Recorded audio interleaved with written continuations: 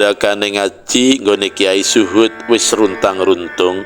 Bocah-bocah saumuran yen ngaji muliye rame-rame saka omahe Kiai Suhud banjur mlaku sawetara wis tekan dalan gedhe sing nyigar kampung. Saka dalan gedhe iku bablas tekan jagan kampung kulon desa. Ing dalan iku rubyung-rubyung anggone mlaku kepara setengah mlayu. Apa maneh yen wis kliwati masjid desa ing karase Mbah Manten Madi, wit meniran gedabyah godhong iku dadi panggonan sing dianggep ana memedine. Angger wis arep ngliwati wit meniran iku mesti padha mlayu kabeh, sebab ana dongeng sing isih dipercaya ing kono ingon-ingone Mbah Madi. Ana crita sing jalari bocah-bocah iku mlayu kepirit-pirit, ora ana angin, ora ana udan, dadakan wae ing wit meniran kaya ketiban udan kemerusak. Niku ceritane bapak kula riyin.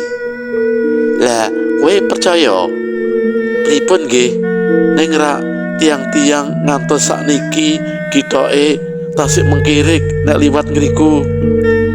Malah lek koli criyos niku jim angsal-angsal saking Arab mriko. Ah, kowe iki aneh-aneh. Haa, nggih pun wong niku kula nggih mung diceritani ning tiang-tiang tasih mengkirik to. Iku pirembukane Kartubi ing panjagan pojok desa karo kancane bengi iku. Dheweke ganteni gilirane Deturmudi. Kartubi bocah enom entengan, yen ana gilir jaga bisa ganteni. Bocah iki yang temen merantasi, wong-wong seneng yen dheweke sing ganteni. Anggone ana jagan nganti keprungu kenthong subuh. Saka bapake entuk dum-duman warisan lemah ing pojok desa, banjur dideki omah cilik-cilikan saemper gubuk nanging tinata kanthi becik. Omah iku katon cilik nanging cekli. Perangan ngarep kepara dawa dienggo meja karo bangku-bangku. Banjur perangan sing mepet pager diweni amben cukup dawa.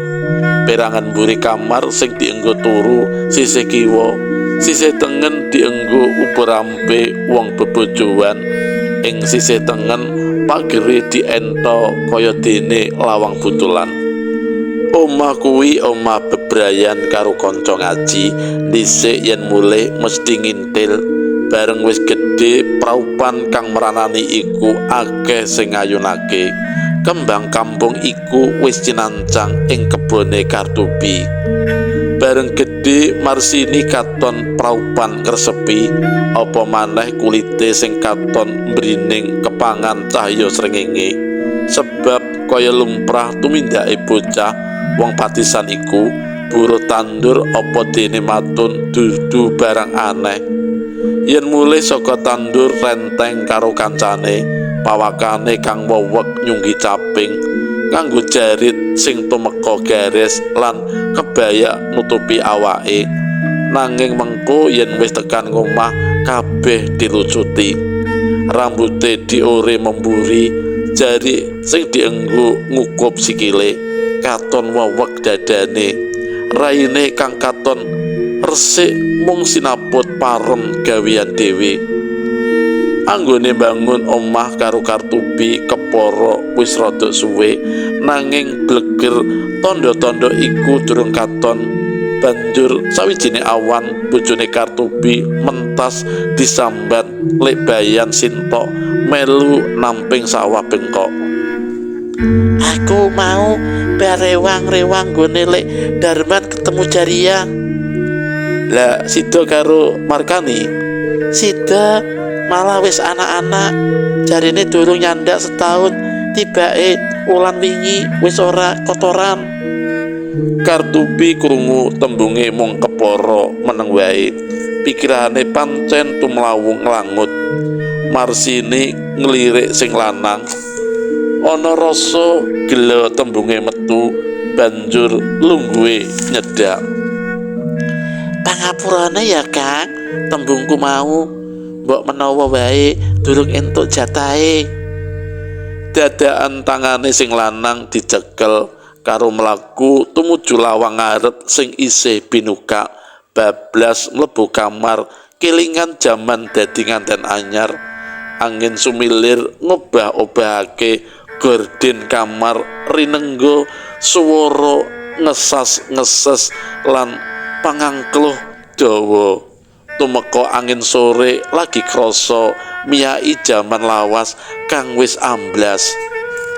Bengi iku Kartubi entuk giliran jaga ngganteni Wak Jumadi sing arep mangkat kliwonan pasar kewan. Ngarepake magrib kaya biasane wong loro mangan bareng, ora ketang mung karo gereh petak disangan. Jangan lumbu amek pinggir dadah ing ngisore wit nangka sing kapangan mangsa. Pang-pang sing mendhuwur wis padha poklek, sing isih katon kiyeng, sing pange gedhe selonjor dawa ana loro. Pang-pang iku wis ana wiwit Kartubi durung ana kono. Oleh mangan krasa kepenak nganti sambel korek ing cowek wis katon resik. Marsini isih udhek ngresiki meja. Kartubi melu usung nggawa menyang pawon. Engko lawange kene aja lali diteteki ya. Ya ora ketang, ora duwe apa-apa. Ngati-ngati apa salahe? Nek keliling ya rene barang lho Kang. Mesti. Bubar uplek ing pawon banjur metu. Ana rasa geter bengi iki rasane mangu-mangu. Wis, gek ndang ditutup. Tembunge Kartubi nalika nyawang bojone isih ngadeg tengah lawang kanthi tangan kumlawe. Bengi wis lumaku nanging magrok isih ana bangku. Kepara banjur glesot, pikirane keplantrang adoh. Kayane ana wong mak kliwer banjur lungguh namatake lawang kang isih tinutup rapet. Mak Nyut pikirane luwih becik mlebu sentong. Lampu gantung dipateni kanthi rasa ngantuk mlebu kamar. Ambruk wis ora bisa dicegah, nglekar ngono wae. Mak Nyut yen sing lanang jaga tetek, nanging ngopo kayane ing burine ana rasa sing gubet awak. Banjur kelingan wingi awan, banjur batine mungkat, awake diwalik ngadepi rasa sing merbawani.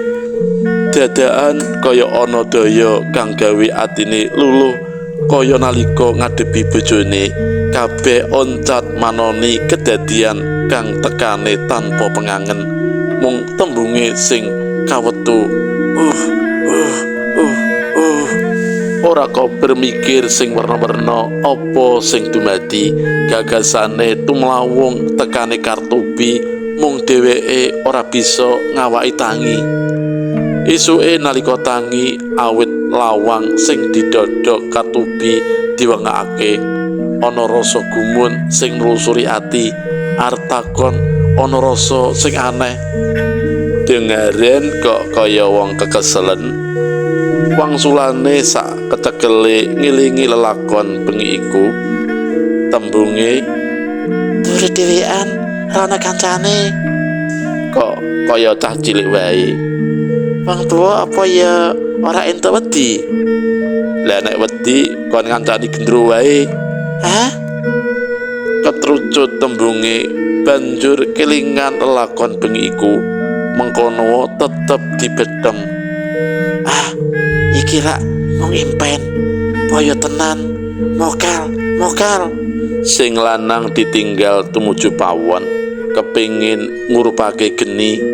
Wingi isih gresek-gresek panggaring rencekan, nanging iba kagete wis tinumpukan pang-pang sing luwih gedhe.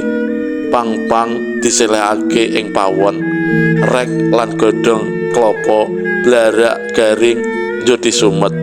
Murup makbul, kayu-kayu iku wis murup. waskom blirik sing ora kumanan werna digawa menyang bedaringan. Mripate mlingak ngawuhi beras sing wingi katone wis meh entek, saiki kepara luwih. Kejaba iku wernane luwih resik. Sakala ngadeg njejer nalika keprungu swara nglangut sawise kawetu tembunge. Kaya beras raja lele. Atine ratap nanging diempet nalika sumriwing keprungu swara miyak lelamunan. Ndak, Cahayu, ora susah ngrangu. Kapan-kapan aku teka maneh. Ora susah wedi. Aku manggon cedhak omahmu ing kraton. Ora susah ngerti. Anggone njupuk beras nganti numplek ing pengaron, saiki pikirane diweningake kanggo tetemon candhake kaya sing dikandhakake. Beras dicidhuk maneh terus dipesusi, lagi diucek sepisan kok katon wis resik, katondo banyu pususan, katon bening. Mangan tengah dina kaya biasane, sego liwetan diganti wakul pring cilik. Dina iki jangan gori weweane lik repi. Iki sembukan kanggone makwa, jarine dienggo weteng sebah bisa lega. Nalika arep nanduki lagi kelingan owah-owahan ing pedaringan, mula maknyut pikirane melumpat. Wingi aku tukar beras karo di tasjid. Kono rak panene beneri apik. Nadyan lawe ra enak, nek berase enak kaya ngene. Mangane doko. Sing lanang mung meneng wae, senadyan kok ora nate rerasanan. Kang mongko yen arep apa-apa mesti rembugan. Mengkono gagasan iku diendem murih ora mandani gagasan liya.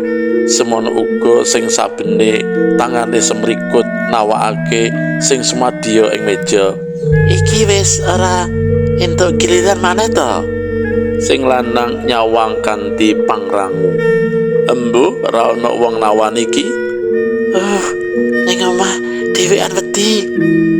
Muni ngono terus tangane ngrangkul sirahe dipepetake pundak. Ra diangkati ya rapopo kok Mar, ning kala-kala rak ya rapopo to, kena dienggo tambah-tambah. Sejatine ing batin arep waleh kedadian sing mungkur kayane impen, nanging ana owah-owahan sing kasat mata, mengko malah babrah yen nganti kabeh kawedar. Embo wis pirang dina saka kedadian sing mungkur. Awan nalika mangan sawise kartubi diakon rewang-rewang namping sawah Sukorame nggone Mbah Pawira lan bojone Marsini nutu nggone Desumi. Tengah dina wis kumpul kaya lumrahe, balen saka nyambut gawe digelar ing meja. Kanggo ngirit gawian isih dibuka buntelan godhong jati dilambari godhong gedang. Gila, Kang. Kelupane Desumi sambel klepone enak karo iki payak teri dawa-dawa. Sing lanang lirik terus nyaut karo tangane ngrakuk saka pikolehe anggone namping disodhokake marang Marsini. Iki sambel lelut karo gereh layar dawa-dawa. Rasa kluthekan wetenge wis bledang. Wong loro anggone mangan kaya kebut-kebutan. Mula gawan saka rewang wis gusis. Meja serabutan iku diresiki. Marsini ibut ing pawon, kartubi isih jagong ing bangku-bangku. Atine tumlawung ngilingi sing wedok wedi ana ngomah dhewean. Nanging yen ngilingi ganti panggonan turu entuk pikoleh butuh.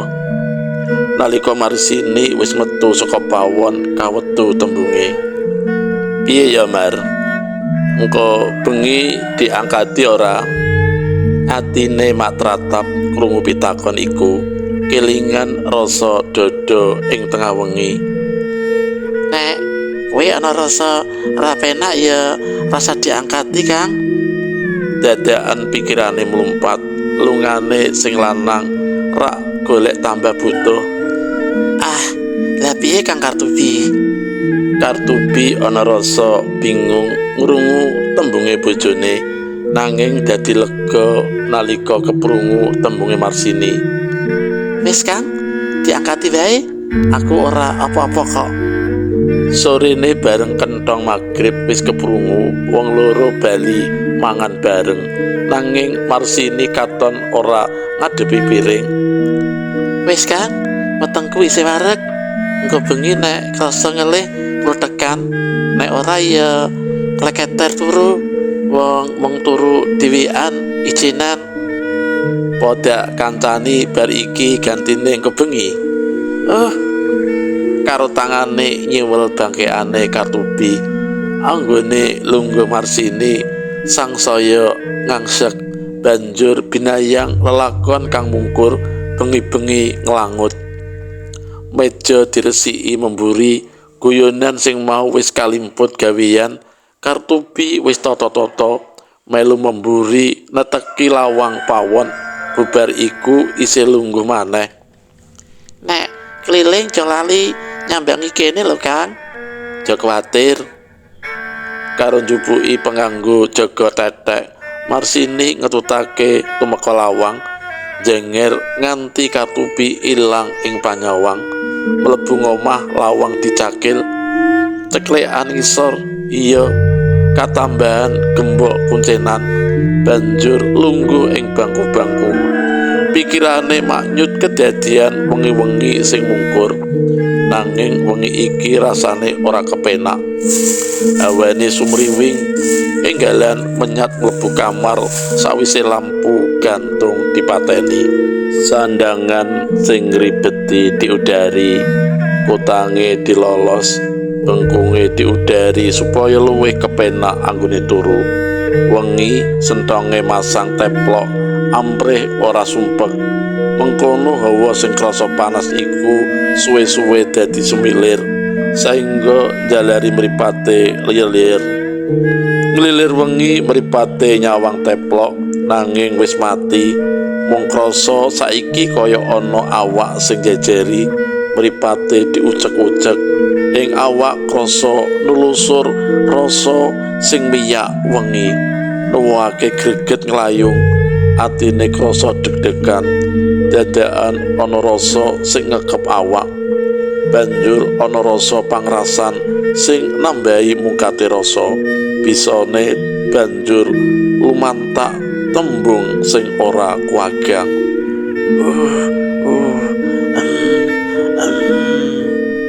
Ngono suarane, luwih krasa maneh kaya angin sumribit, wentis munggah krasa anyep lan luwih kaget maneh awake kaya ditindhihi. Nanging ora bisa uwal, mung rinasa ana daya njalari pikiran tumlawung. Tangane kumlawe nyekeli bantal, mung awake sing obah-obah kaya ditindhihi, mung ambekane sing krenggosan. Suara ngrinteh-ngrinteh iku metu saka tutuke. Bubar iku rasane awak lemes, mripate ora kena diampet, kudu merem. Suwengi turune angker nganti esuk keprungu jago kluruk. Tangi sedelok ngungak sentir. Bubar ngurupake sentir, rinoso awake krasa lemes. Karo klamben lan benakake jarit, pikirane mak jenggirat kelingan opo sing lanang bengi-bengi teko. Banjur Kang Tubi kok kayane kabeh gagasan dibuang, nanging lelakon mau bengi banget gawe tabet ati. Repet-repet bojone wis ndodhok lawang. Marsini nggawa sentir mlebu pawon, bali rasa eram tuwuh ngawuningani ing pawon. Wadah banyu gentong pengaron isi ketambahan kendil wis kebak banyu. Banjur kelingan buka pedaringan beras kaya ditambahi beras kretek rada abang. Pikirane kelingan beras putih sing ditakokake bojone. Beras kretek. Lawang ngarepan keprungu didodok, lakune disigrak mengarep buka lawang. Kok wis tangi? Wis awan, apa arep jingkrung kaya ndara gede. Ora oleh dadi ndara gedhe. Wong loro bubaran, wong Marsini sing atine saiki ngrasa yen kedadian mau bengi iku dudu sebaine, nanging arep kepriye sabanjure yen lakon iku dadi maujud. Bengi iku kudu lunga dikon nganti kira-kira 2 dina. Piye kowe Mar, gak tinggal? Piye? Ya nek pancen kudu ngono. Engko aku mangkat ngati-ngati ana ngomah ya. Sore iku bojone ninggal dhewean, pikirane banjur nglantur. Piye mengko bengi yen ana kedadian iku maneh, dadakan pikiran mlumpat. Ya mene kok lampu mati dadakan. Enggalan cakil lawang dikancingake, niate ngirit lenga nalika mlebu sentong. Mak ketebang bleger gedhe iku kemliwer, ana rasa ati kang mungkat lan tembung nglangut. Mlebu sentong Mar, dak enteni. Kaya wong dikongkon jumangkah mlebu sentong, dadakan awake kaya dikekep terus diturukake, banjur rasa sing wingi bali mungkat sawise awake krasa kaya ditindhi.